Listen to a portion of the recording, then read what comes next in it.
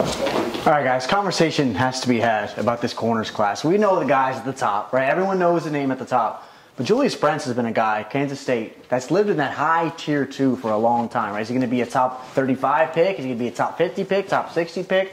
We saw another guy we saw down at the Senior Bowl. He came to Indianapolis and absolutely lit it up. Tall, physical, aggressive, checking off boxes, intangibles. This is a guy, 34-inch arms, right? I mean, that extremely long, right? I think both my arms may be 34 inches long, right? So, Keith, impressions from Julius Brents this week. Man, you said tier 2, Ryan. It's time to bumping up to tier 1, man. And I'm going to tell you why. Listen, 6'4", extremely athletic, can move. We seen this situation with Tyreek Woolen last year, right? I don't foresee the NFL making the same mistake twice, right? So they're going to try to correct themselves, and somebody's going to draft Julius Brents in the first round, man. I think like you say, he checks all the boxes. He's tall, he's fluid, he's explosive. We've seen him match up with Quentin Johnston, right? So you have the film of him going against an elite level athlete, and he showed up and showed out. So I feel fully comfortable with translating this guy to the tier 1 caliber athlete because I think he's going to perform well. I actually like that take a lot because the simple fact of the matter is you can't teach what he has. You know what I mean? 6'4", 34 inches in the arms. But not just with Quentin Johnston, but seeing him down in Mobile, like you talked about, he's very nuanced in man coverage for a big, long corner. I'm talking patience. He can press you if he wants to be physical, or he can soft press you, soft shoe you, and really be patient and really understand and allow you to do all that dancing you're going to do. And when you do release into your stem, I'm right in your hip pocket. He does so many things well. And you think about it, against Quentin Johnston in the, Big 12 championship, Max Duggan wanted to go to the fade. You're not throwing fades to Julius Brents' side because he's going to be able to play with any receiver. And that's what really stands out to me. So you think about all the other corners like the Joey Porters and all those guys. Julius Brents can do whatever you need. And for that reason, he has to be in tier 1. Tested well, looks good, he covers well. Come on. And I don't even think it's just fitting him in to that back end of tier 1. I think he's right alongside those Joey Porters, the Christian Gonzalez, the Cam Smith. Now, Cam was also impressive in Indianapolis, but how high could Julius Brents go? I mean, we saw the NFL again get cute on Tyreek Woolen. We saw Sauce, a long corner, right? Top 10 pick, rookie defensive player of the year. Keith, you mentioned the league's not going to make the same mistake twice. Julius Brents, anybody be surprised here? He goes in the top 20 picks? No, I wouldn't be surprised at all, man. Because like you said, he did everything he had to do at the NFL Combine. But, man, talking about doing what you have to do, Ryan, I'm going to your stumping grounds, man. I want to talk about those Maryland corners. And what did you see from those guys? Because I know you've gotten eyes on them in person and also watching the film. So what were your biggest takeaways from translating the film to also to the Combine performance? Yeah, 2 guys, right? Deontay Banks on one side, Jacorian Bennett on the other. And there were 2 corners yesterday that ran extremely well. It's the Terrapins. And Deontay Banks and Jacorian Bennett. We knew Jacorian was going to fly. We talked about it all week long in Indianapolis, right? How fast was Jacorian going to run? Comes out, runs low 4.3. Is he going to be a guy that's going to be on day 1 or day 2? Maybe late day 2, right? Early day 3 guy. But I thought he was absolutely fantastic. And same thing with Deontay Banks. Extremely fluid, extremely patient on the outside. You ask him to fit in the run game, right? You look at a lot of defenses. And they say, we want to force corners and linebackers. We want to force the defense to play inside out. We want to force linebackers to cover, and we want to force corners to tackle. And both those guys can do that. And they're not the biggest guys in the world, especially Jacorian Bennett. But I thought both guys were fantastic. Yeah, I want to talk about Deontay Banks because I really enjoyed Deontay Banks' film. And I had a comp for him coming into this. It was more of Kaiir Elam. But I think one thing he did, I think he ran better than what Kaiir Elam ran last year. So you're talking about another corner, right? This might be 6 corners in that tier 1 category for us that performed well. And talking about performing well, DP, I got to toss your guy in there, right? Somebody that we knew was extremely talented. And he decided to blow the doors off the NFL Combine. And as a Michigan Wolverine, DJ Turner, DP, go ahead, tee him up. Man, he's one of the things, I talked to you about him a lot, right? I've talked to you about him ad nauseum.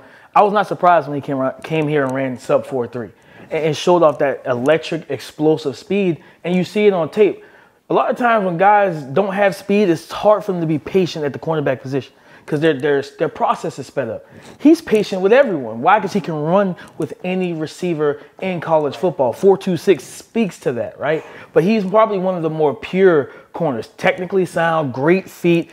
And I'm not going to comp him to this guy, but he reminds me a lot of Ohio State's Denzel Ward when he came out. Just great feet, quiet feet, right? A guy that just really confident in his entire process, being able to just wait for guys, square them up, break in and out. If you want to go vertical, that's fine. I can play that game with you. I'll squeeze you to the sideline, and then I can battle at the catch point. So, you know, he did come in a little lighter than I expected, but the elite athleticism is clearly there. But, Keith, I wanted to ask you, by the young man, you talked about him coming out of the Senior Bowl out of Mobile from South Carolina. We know Cam Smith. That's my guy. I'm about to Darius Rush, man, he ran a lot faster. Rush. Yeah, we so got talk Darius Rush. Let me say one more time.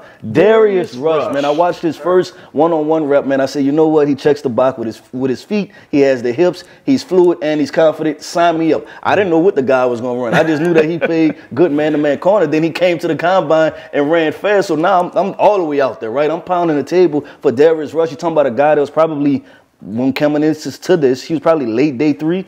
He's a day 2 corner, man. I'm sorry. Right around 6 foot and can run a 4.40. So Darius Rush I'm coining him as one of Keith's guys. Absolutely. And I think the funniest thing with those two guys is DJ Turner, Darius Rush, both guys that can run. Talk about Tay Banks and Jacorian Bennett. Often the conversation on the outside is, if you're even, you're what? You're leaving. You ain't leaving those guys. They're going to stay right with you in your hip pocket. But he's another guy for you that was nothing short of spectacular in Indianapolis was Louisville corner, Keyshawn Clark. Tell us about Keyshawn Clark. What's going on with Keyshawn? He's a guy that needs to rise on a lot of people's boards. Yeah, man, Keyshawn, he made me really right this past week, man, because he performed well. Listen, I was by myself, right? I gave this guy a high grade, and I'm in there in the draft community by my damn self, right? Nobody else saying anything. It got really lonely, man. I'm not going to lie. It got really lonely out there, but to see him come to the NFL Combine right off of a Shrine performance where he tore the Shrine up, and then to come to the Combine performance and test well, it was like, okay, you know what? This guy is solidified, right? I feel really good about his standing as a corner because not only can he play the nickel position where everybody wants to put him, but he has the long speed to play on the outside. So I feel really good about this guy as somewhere in the day 2 as a cornerback prospect that can come in and have an immediate impact. But talking about those nickel outside corners productive, right? I have to pick your brain on this, man. Where are we with Travis Hodges Tomlinson and Clark Phillips? Because we have to have an honest conversation at this point, right? Both of those guys came here.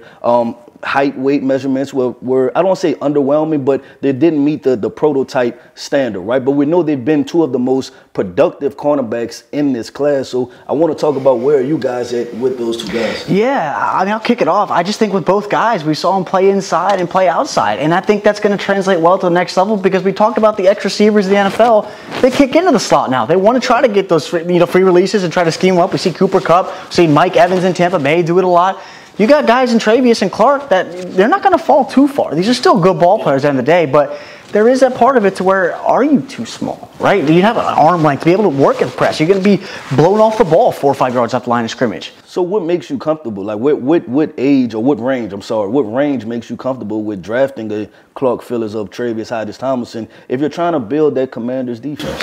I mean, Commanders might have to sign me to a contract. Actually, I mean, I'm going to have to suit up and put my cleats on to get out there for them in the near future. But we look at both those guys, and I mentioned just flat-out ball players. And I think you can never have enough guys that can cover, both on the inside and on the outside. And I think you look at Travis playing in the Big 12, and you look at Clark out at Utah, and one of the most underrated defenses really in college football over the last few years, and the competition that he faced. You got to get guys in the building that can cover. And you're looking at Washington, you're looking at other teams that need corners. You got to get guys in the building that can play press man, that can play zone. It's always so funny sometimes that we hear guys, I'm more of a man corner. I'm just more of a zone corner. You got to do a little bit of both. Now, this is not just one defense that just runs man or just runs zone. So I watch Clark, I watch Travis, and guys that can do both. I'm going to tell you guys straight up, why fans, if either of these guys are selected to their team, why they should feel comfortable. Roger McCreary, right? And I think he's maybe an inch taller. Yeah. Maybe. Right? That's hard, maybe. But was one of the most purest corners in terms of man coverage in last year's draft. Yeah. Had a really successful rookie year, similar arm length, right? Sub 30s and 29s. But the biggest thing is understanding how to use your size to your advantage, right? You don't want to get up on these bigger receivers and say, you know what, we're gonna be physical today. No, you soft press these guys. Don't allow them to get their hands on you and throw. You know, you want to wrestle with them at the line of scrimmage. You be patient, really quiet feet, and understand how to use your leveraging, and let them come to you. Let them play into your space so that you can stick to them. Be a gnat, right? Gnats are hard to kill because they're small, right? So be a gnat into these big body receivers, and I think that's what Roger McCreary did. And I think both Clark Phillips, especially his ball skills, like if you don't, you know, really put the ball where it needs to be, he could take it away. Not only take it away, he could also take it back for 6, right? So I think both of those guys can do what Roger McCreary has done in the NFL as a rookie. Use your size to your advantage. You're always going to have leverage in terms of being the low man in that situation. Just don't be super physical and get into these big receivers where they can toss you and get vertical. Look, you're a team day 1, day 2, day 3. You need a corner. It's a good draft to need one. Keith Sanchez, Damian Parson, Ryan Fowler from the Draft Network. Make sure you keep it locked to TDN all spring long as we move closer towards the NFL Draft.